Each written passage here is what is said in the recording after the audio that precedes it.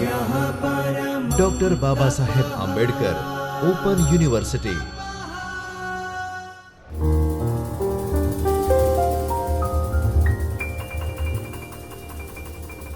નમસ્કાર. Doctor Baba Saheb Ambedkar open યુનિવર્સિટીના ચૈતન્ય સ્ટુડિયોમાં હું ડૉક્ટર દીપ્તિબા ગોહિલ આપ સૌનું હાર્દિક સ્વાગત કરું છું. કેમ છો વિદ્યાર્થી મિત્રો? આજે આપણે રજીશાસ્ત્ર વિષય અંતર્ગત SYBAમાં પેપર નંબર 5 જેનો કોડ છે PACM 205 તે અંતર્ગત આજે આપણે વાત કરીશું એક બ્લોક નંબર 3 રાજકીય પક્ષો અને દાબ જૂથો, એકમ 9 દાબ જૂથો અને તેના અંતર્ગત દાબ જૂથોની અસરકારકતા માટે જરૂરી પરિબળો વિશે આપણે ચર્ચા કરીશું. મારા અગાઉના વિડીયો લેક્ચરમાં મેં દાબ જૂથો અંતર્ગત દાબ જૂથોનો ઉદ્ભવ, તેના કારણો, દાબ જૂથોના લક્ષણો, દાબ જૂથોના પ્રકારો, તેનું વર્ગીકરણ અને દાબ જૂથો અંતર્ગત વિવિધ તકનિકની આપણે વિગતવાર સમજૂતી પ્રાપ્ત કરેલી છે. તો આજના આ વિડીયો લેક્ચરમાં આપણે ખાસ કરીને દાબ જૂથોની અસરકારકતા માટે કેવા કેવા પરિબળો આવશ્યક છે તેની ચર્ચા કરીશું.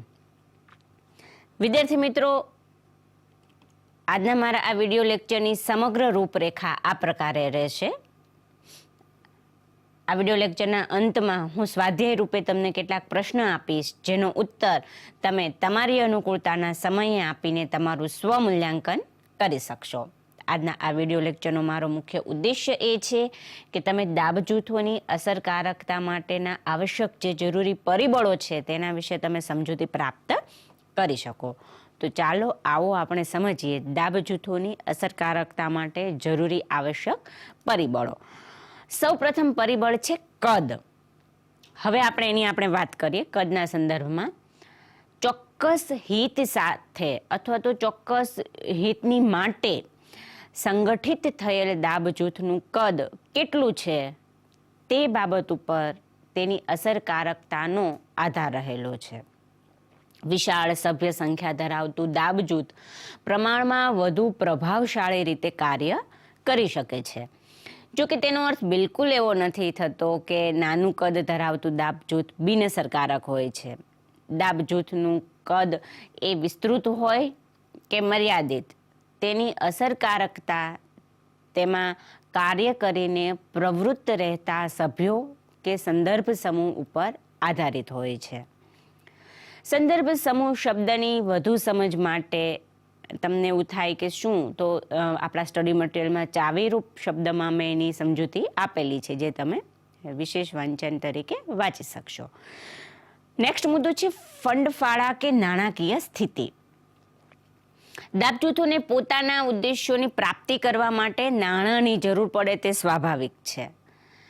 જે દાબ જૂથો પાસે ફંડફાળા કે નાણાકીય સ્થિતિ પ્રમાણમાં સારી હોય તે વધુ અસરકારક રીતે કાર્ય કરીને આગળ વધી શકે છે. નાણાંની અછતમાં દાબ જૂથ અસરકારક અને પ્રભાવક રીતે પોતાની કામગીરી કરી શકતું નથી.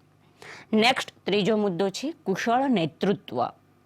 કોઈ પણ વ્યવસ્થા તંત્ર કે સંગઠનમાં કુશળ નેતૃત્વ વગર કાર્ય અસરકારક રીતે કરી શકાતું નથી. દાબ જૂથોનું નેતૃત્વ કુશળ, બાહોશ, રાજનીતિક કુનેહ ધરાવનાર વ્યક્તિના હાથમાં હોય તો સાધનોનો મહત્તમ ઉપયોગ કરીને પોતાની ક્ષમતા અને વહીવટી કુશળતાના આધારે તે અસરકારક પ્રભાવ પાડી શકે છે. નંબર 4, હેતુની અસરકારકતા અને સ્પષ્ટતા. આ પણ એક અગત્યનો મુદ્દો છે. દાબ જૂથ કયા હેતુથી રચવામાં આવ્યું છે તેની સ્પષ્ટતા હોવી જરૂરી છે.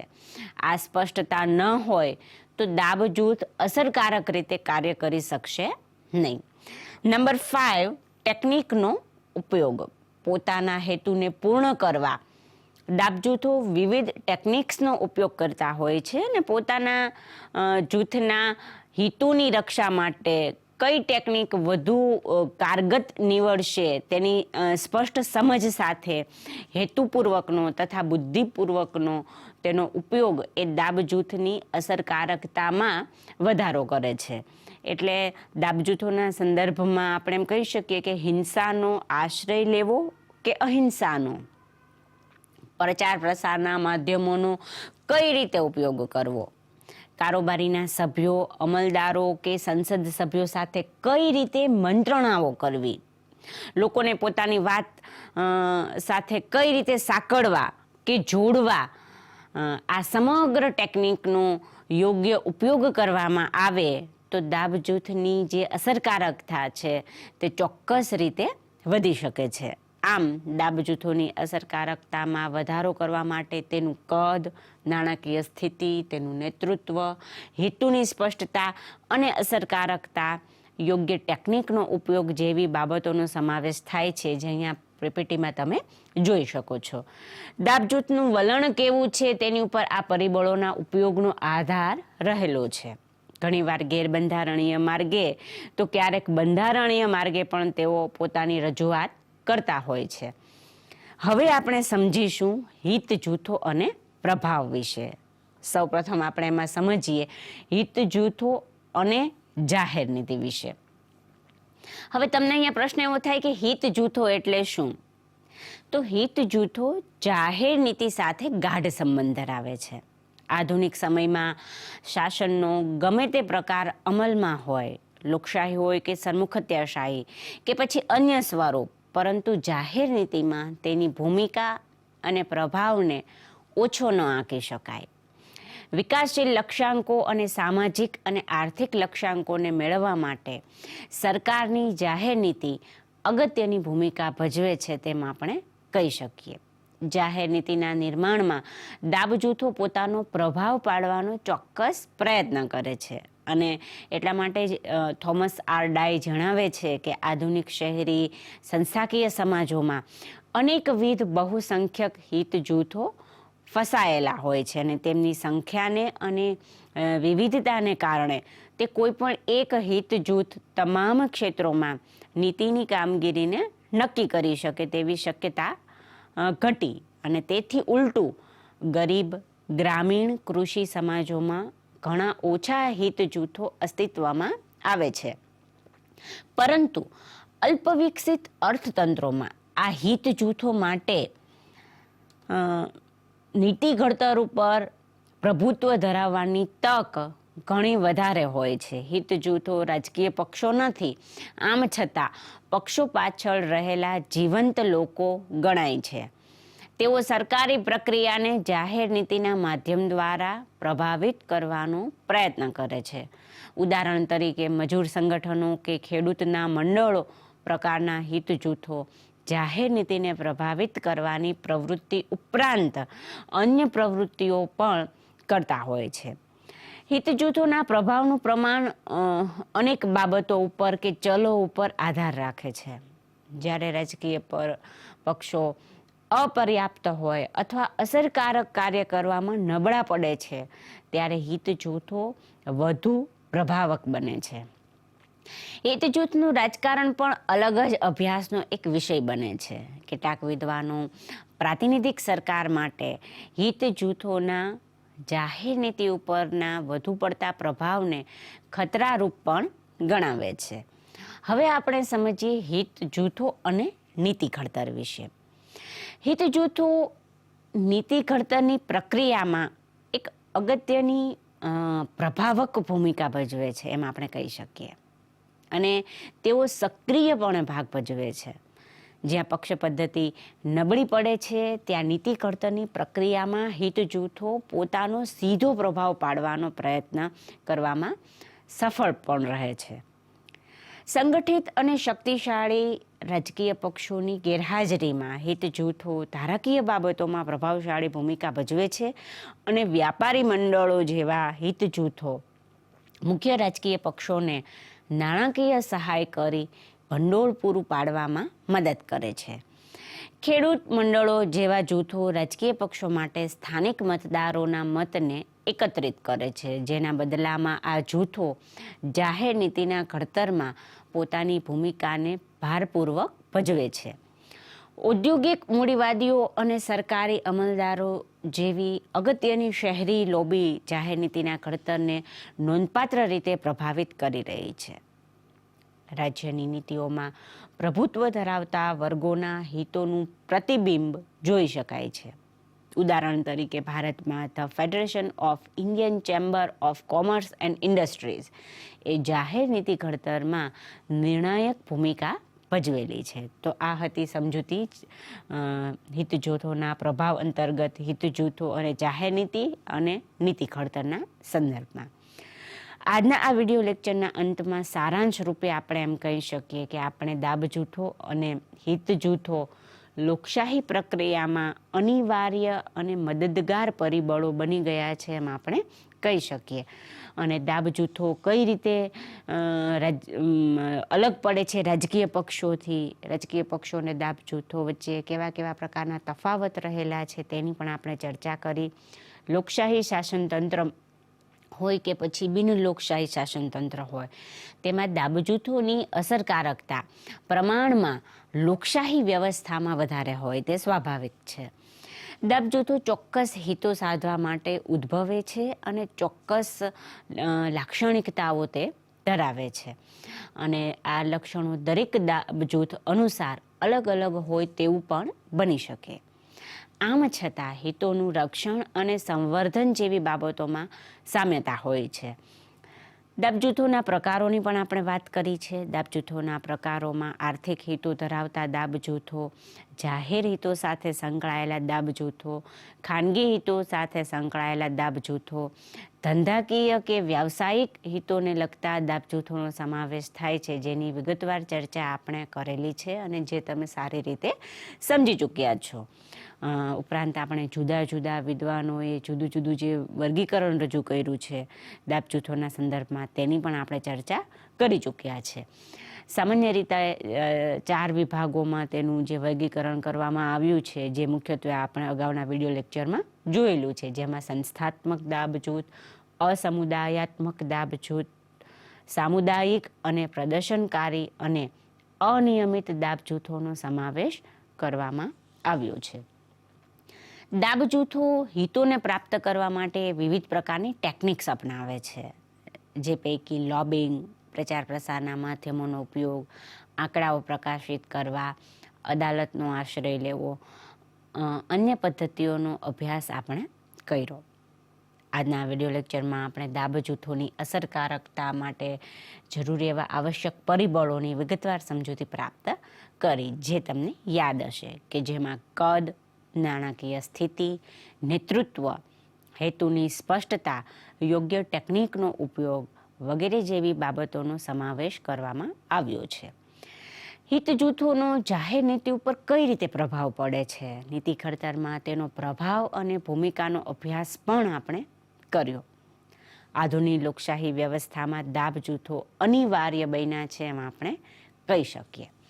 વિદ્યાર્થી મિત્રો, કેટલાક ચાવીરૂપ કીવર્ડ શબ્દો છે જે આ એકમને સમજવામાં તમને વધારે અનુકૂળતા કરી આપશે, જેની આપણે સમજૂતી મેળવી. જેમ કે હિત સમન્વય કે હિત જોડાણ. આ એક એવી પ્રક્રિયા છે કે જેના દ્વારા 2 કે તેથી વધુ સમાન રાજકીય ઉદ્દેશોને પ્રાપ્ત કરવા માટે તેમની માંગણીઓને જોડે છે.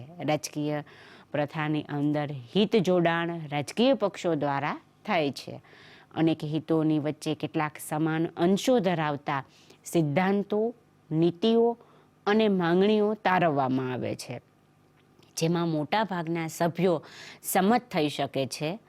વિચારસરણી લોકોની જીવન રીતિ, તેમની રાજકીય પ્રથામાં, આર્થિક વ્યવસ્થામાં, સામાજિક ધ્યેયોમાં તેમજ નૈતિક મૂલ્યોમાં તેમની વિચારસરણીનું પ્રતિબિંબ પડે છે. ખાસ કરીને સરકારના પ્રકાર તેમજ તેની ભૂમિકા સાથે તથા રાજ્યની આર્થિક પ્રથાના સ્વરૂપ સાથે સંબંધ ધરાવે છે. વિચારસરણીમાં કોઈ પક્ષ, વર્ગ કે જૂથ દ્વારા સ્વીકારાયેલા પાયાના મૂલ્યો વ્યક્ત થાય છે. બીજો એક શબ્દ છે અગ્રપ્રધાન સમાજ. એવો સમાજ જેમાં થોડા લોકોના હિતોનું રક્ષણ કરવા માટે શક્તિશાળી લઘુમતી જૂથ પ્રભુત્વ ધરાવતું હોય. બીજો એક શબ્દ પ્રયોગ અહીંયા મેં કર્યો હતો અને તે છે સંદર્ભ સમૂહ. મુઝફર શેરીફે પોતાના પુસ્તક 1948માં અન આઉટલાઇન ઓફ સોશિયલ સાયકોલોજીમાં આ શબ્દ પ્રયોગ કર્યો હતો. તેણે સભ્યપદ સમૂહ શબ્દની વિરુદ્ધમાં આ શબ્દ વાપર્યો હતો. સભ્યપદ સમૂહ શબ્દ સ્પષ્ટપણે વ્યક્તિ કે સમૂહનો સભ્ય હોય તેને નિર્દેશ કરે છે, જ્યારે સંદર્ભ સમૂહ શબ્દ વ્યક્તિના વર્તનને અસર કરનાર સમૂહને સ્પર્શે છે. અલબત્ત આ બંને સમૂહ એકરૂપ હોઈ શકે અને સામાન્ય રીતે એવું બનતું હોય છે કે વ્યક્તિના સભ્યપદ સમૂહો એ જ તેના સંદર્ભ સમૂહો હોય છે. બીજો એક શબ્દ પ્રયોગ મેં અહીંયા કર્યો તો તે છે બહુત્વવાદી. બહુત્વવાદમાંથી આ શબ્દ તારવવામાં આવ્યો છે અને આધુનિક સમાજમાં બહુવિધ ધાર્મિક, આર્થિક, જાતીય અને સાંસ્કૃતિક હિતો ધરાવતા જુદા જુદા પ્રકારની સંસ્થાઓ અને સંગઠનો અસ્તિત્વ ધરાવે છે. રાજકીય બહુત્વવાદ એવા સમાજનું વર્ણન કરે છે જે સમાજમાં એકબીજા સાથે સંઘર્ષ, સ્પર્ધા અને સહકારની બદલાતી જતી ભાતોમાં ગોઠવાયેલા અસંખ્ય જૂથો વચ્ચે સત્તાની વ્યાપક વહેંચણી કરવામાં આવે છે. બીજો એક શબ્દ છે પ્રભાવ. પ્રભાવ એ માનસશાસ્ત્રનો ખ્યાલ છે અને માનસશાસ્ત્ર એટલે વર્તનશાસ્ત્ર. માનસશાસ્ત્રના ખ્યાલમાં સત્તાનો ખ્યાલ છે અને સત્તાના ખ્યાલમાં પ્રભાવનો ખ્યાલ અભિપ્રેત છે. પ્રભાવ એ અનૌપચારિક સત્તા સમાન છે. સામાન્ય રીતે બીજાને પોતાની ઈચ્છા પ્રમાણે વર્તન કરવા પ્રેરી પોતાની ઈચ્છા પૂરી કરે તે પરિબળને પ્રભાવ કહેવાય. તે ઘણીવાર દ્રશ્યમાન તો ઘણીવાર અદ્રશ્યમાન પણ હોઈ શકે છે. પ્રભાવનું સ્વરૂપ વિધેયાત્મક અને નકારાત્મક એમ બંને પ્રકારનું હોઈ શકે છે.